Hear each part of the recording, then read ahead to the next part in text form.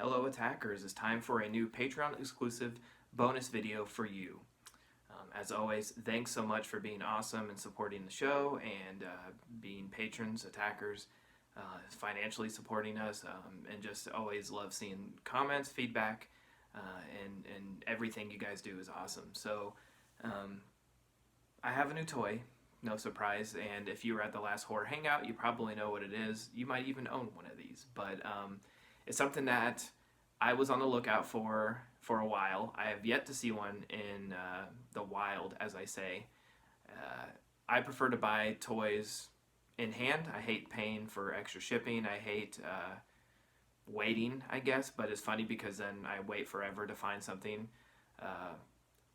in stores, and like I say, in the wild. So I always have eyes and ears out looking for stuff, and I know Rod's always looking out for me, and I try to do the same for him, and Jason's the same way. I send him pictures from my Target runs and wherever I go, because Jason doesn't have a Target, so sorry, Jason. But luckily, on his last trip with Cracktastic Plastic Guys and X-Ray Mary Guys, the same group, if you haven't listened to that podcast, which there's tons of crossover, I'm surprised, but if you haven't listened to them on the PFPN, I highly recommend it. I was on the last 2 episodes talking toys, so shameless plug.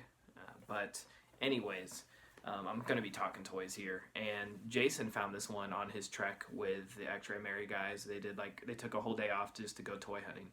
And I had him looking out. And I think one of the last stops, probably a Walmart, I think is where he found this guy.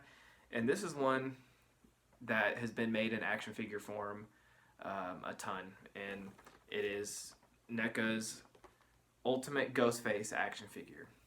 Now, I will probably needlessly ramble about this figure for a while, a little bit of the history on Ghostface action figures. So, as you guys know, Wes Craven wrote and directed Scream in the 90s, or I guess directed Scream. I don't think he wrote it. It was Kevin Williamson. I'm to be honest, I'm not too sure. I have a Scream VHS right there.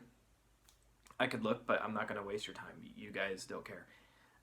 But anyways, Todd McFarlane was the first one in his Movie Maniacs line to create an action figure of the iconic killer Ghostface. And the licensing has always been sort of crazy for this character because Ghostface, this mask and the robe that you recognize, was actually a costume before Scream came out. So think of it this way, like they don't own Ghostface itself. Scream doesn't. Dimension Films does not own the name Ghostface, the likeness, the mask, that kind of stuff. I think it's like I don't remember who does it. I'm not even gonna try to.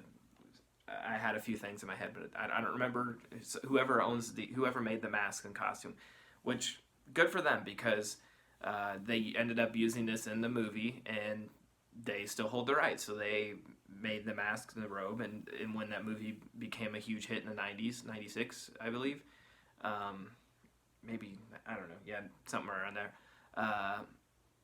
they banked in on it. Good for them. They should, because they came up with it. I was Ghostface in elementary school. I will see if I can find that picture and post it sometime. But anyways, when Todd McFarlane made it for the Movie Maniacs line, I remember the figures they had was like one figure, almost no accessories. It probably had the knife, but all sculpted robe, just a typical Ghostface. And his had like this marquee that stood behind them, like a movie poster marquee, so you could display it with a figure that said the name of the movie. That was sort of the signature thing for Movie Maniacs, which was like the first real horror detailed 7-inch figure line. I have quite a few of them, but I don't really display them. But anyways, I remember there were 2 versions. I think they put out a Scream one, and then there was some licensing issues, so they put out a Ghostface one. It was the same exact figure, but instead of the Scream poster, it came with a Ghostface poster, and that sort of started the whole like mythology of this character. And since then, NECA did 2, I think, or 3. Okay, so NECA did, before they started doing these Ultimate figures in the window box, is the clamshell version, I believe.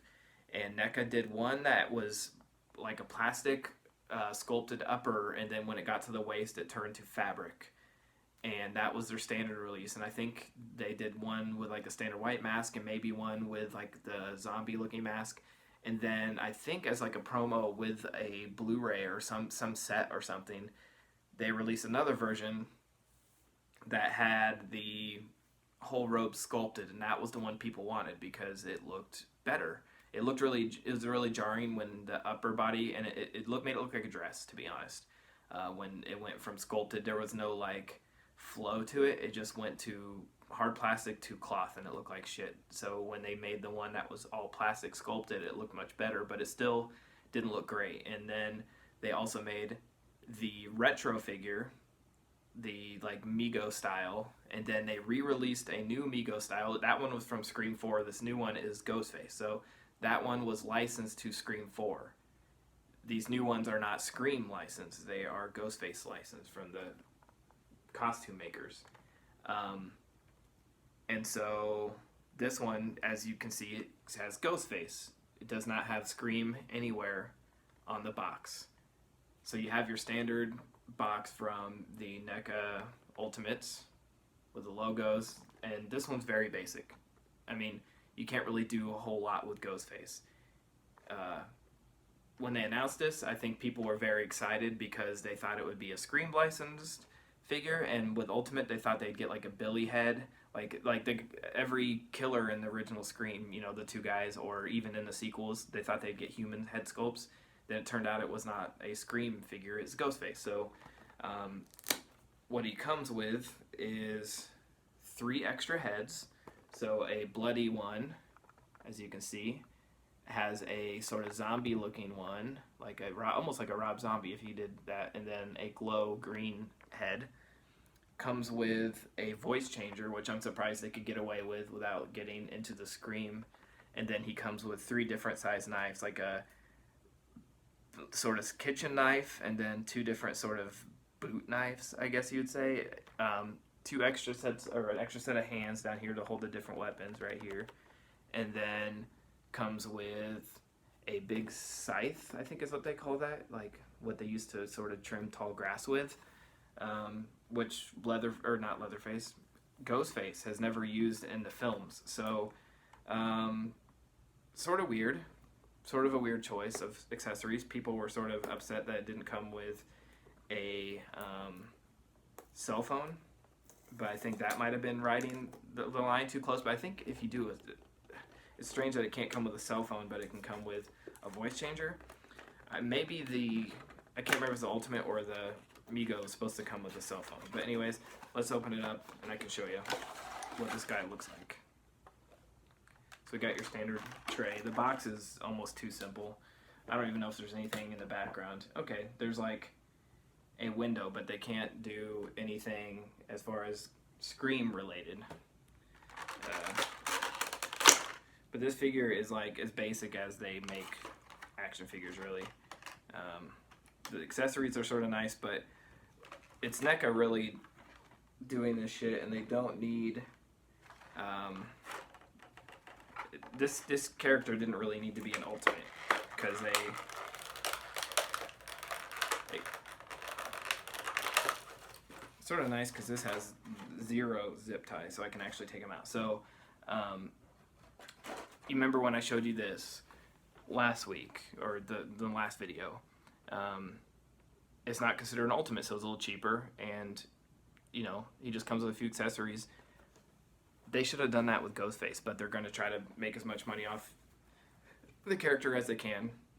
But he's much nicer because he's got the full robe that's cloth over a sculpted body. Now, the one complaint that a lot of people have, and it's very true, the robe doesn't go far enough. Like, I know you sculpted the nice pants and shoes and stuff, but boots, I guess, but it doesn't go, like, his robe, this isn't movie accurate and not really costume accurate. Like, it should be down here by his ankles, which I'm not a Scream purist, so I'm okay with, but I think the actual cloth that it's made of, sort of sparkly like the original, not quite as glittery as the actual costume, but I think it's the best we've had as far as that goes. But you have to be very careful with these arms. These are notoriously breaking. People are having major issues with these breaking. They recommend that you heat it up under like a blow dryer or water, and it's still breaking.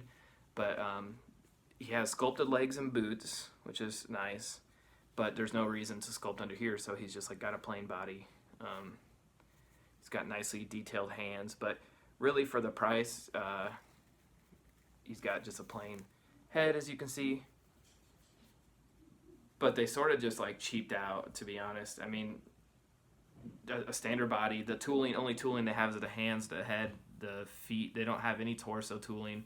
They cover it with a cheap cloth thing, and then, like I said, they stretch them a bit to make them an ultimate, but half the heads aren't even from actual movies.